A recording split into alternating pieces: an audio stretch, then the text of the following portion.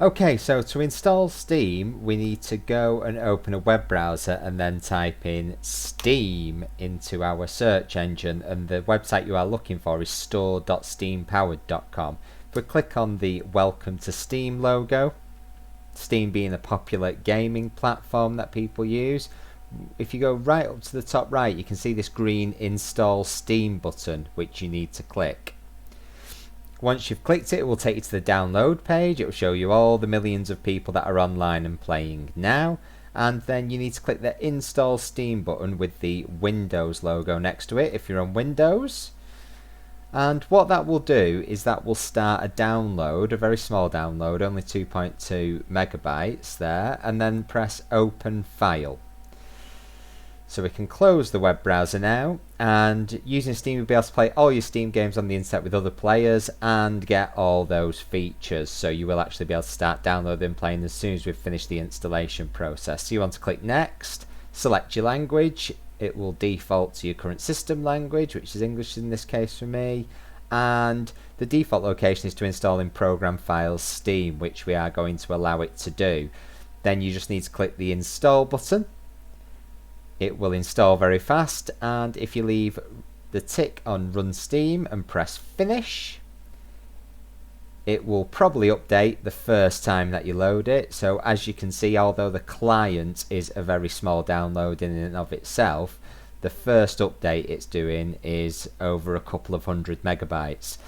Once Steam is updated, and it does update quite regularly, although the updates in between after you've done this main one are much smaller, the Steam client will load.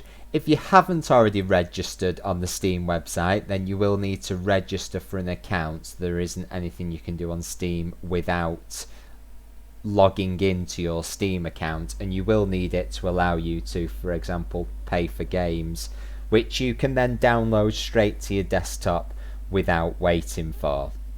So overall, the update shouldn't take more than a couple of minutes on a fast broadband connection, and once it's done, the Steam client will load up and prompt us for our username and password.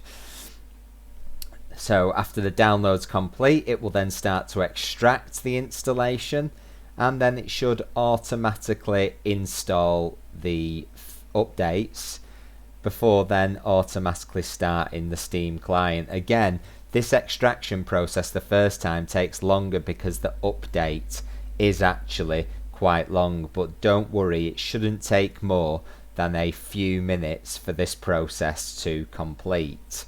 If you do cancel it, it will start again the next time you try to start Steam, so it is important to let it complete so that the client does become fully active.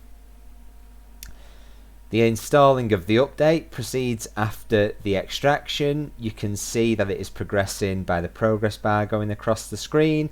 Once that is finished, it will disappear briefly whilst the Steam client is then loaded. If you haven't already created the account, you can click Create New Account there, which will take you to a page on the Steam store allowing you to create an account. You just need some basic details, email, an address, and confirm your agreement to the Steam subscriber agreement.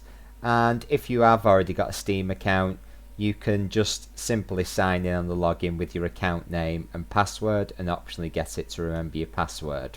So that's installing the Steam client on Windows 10. Hope that helps. Hit like and don't forget to subscribe.